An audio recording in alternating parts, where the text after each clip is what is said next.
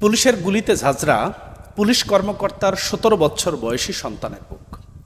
কি এক হৃদয় বিদারক দৃশ্য, কি এক হৃদয় বিদারক ঘটনা। আজকের এই ঘটনাটি জানলে সত্যই আপনারা আঁতকে উঠবেন। এমন একটি ঘটনা ঘটেছে, আপনারা অনেকে মনে করছেন হয়তোবা এটা ফিলিস্তিনের বা অন্য কোনো দেশের ঘটনা হয়তো হবে। না, এটা ফিলিস্তিনের বা অন্য কোনো দেশের ঘটনা নয়, এটি হচ্ছে আমাদের বাংলাদেশের ঘটনা। এটাকে কি আল্লাহর গজব বলা যেতে পারে? প্রিয় দর্শক, সে বিষয়টা নিয়ে আজকে কথা বলবো না। আজকে কথা বলবো রাজারবাগ পুলিশ লাইনের উপপরিদর্শক ময়নাল হোসেন ও তার স্ত্রীর হৃদয় বিদারক আর্তনাদ এবং হৃদয় বিদারক একটি কান্নার কথা। গত শনিবার কোঠা আন্দোলন চলমান অবস্থায় ঢাকা মেডিকেল কলেজ হাসপাতালে আর্তনাদ ও কান্না জড়িত কণ্ঠে দ্য ডেইলিকে একটি সাক্ষাৎকার দিয়েছে রাজারবাগ পুলিশ লাইনের কর্মকর্তা উপপরিদর্শক ময়নাল হোসেন ও তার স্ত্রীর। সেই হৃদয় বিদারক ঘটনাটা শুনে বা দেখে অনেকেই আঁতকে উঠেছে যে এরকম নির্মম হত্যাকাণ্ড বাংলার জমিনেও ঘটতে পারে। প্রিয় দর্শক, চলুন সময় ক্ষেপণ না করে আমরা মূল ঘটনাটি আমরা একটু জানার চেষ্টা করি।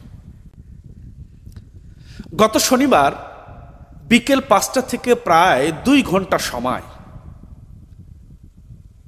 লাশের মধ্যে ময়নাল হোসেন ও তার স্ত্রী, তাদের সন্তান ইমাম হোসেন তাইমের ১৭ বছর বয়সী একটি সন্তানের ছবি নিয়ে যেখানে লাশের স্তূপ রাখা আছে সেখানে গিয়ে খোঁজ করছে তাইমের, কান্না করছে, আর হৃদয় যেন ভেঙে চুরমার হয়ে যাচ্ছে।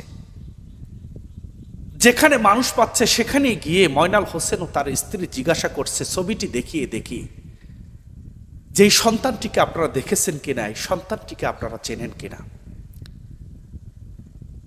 প্রত্যেকজন মানুষের কাছে গিয়ে এরকম মায়ের আর্তনাদ এবং বাবার চোখের অশ্রু দিয়ে সন্তান ইমাম হোসেন তাইমকে সন্ধান করে যাচ্ছে প্রায় ২ ঘন্টা ব্যাপী।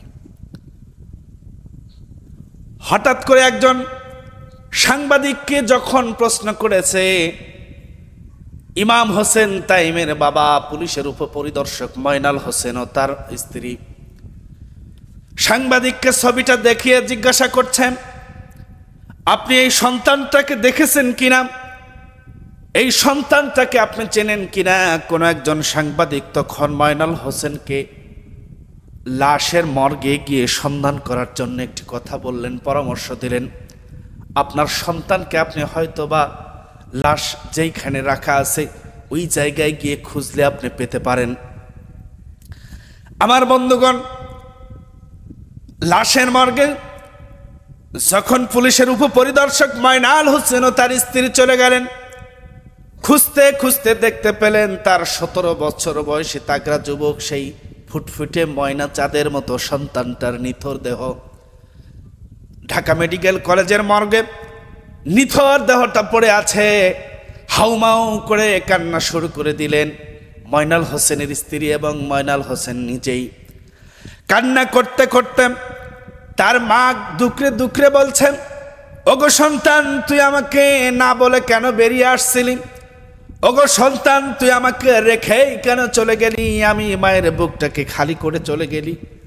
আকাশ বাতাস যেন মায়ের কান্নায় ভারী হয়ে যাচ্ছে।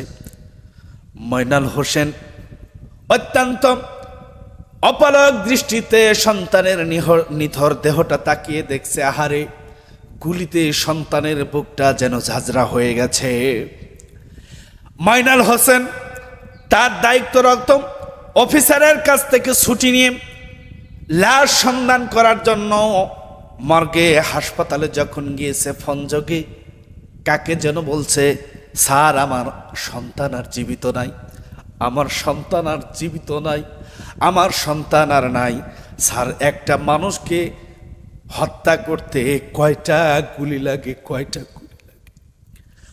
আমার বন্ধুগণ, এরকম হৃদয় বিদারক ঘটনা ময়নাল হোসেন এবং তার স্ত্রী যখন দেখলাম, এবং তার ঊর্ধ্বতন কর্মকর্তাকে স্যার সংবর্ধন করে ফোন দিয়ে ডেকে ডেকে বলছে, স্যার একজন মানুষকে হত্যা করার জন্য কয়টা গুলির প্রয়োজন হয়?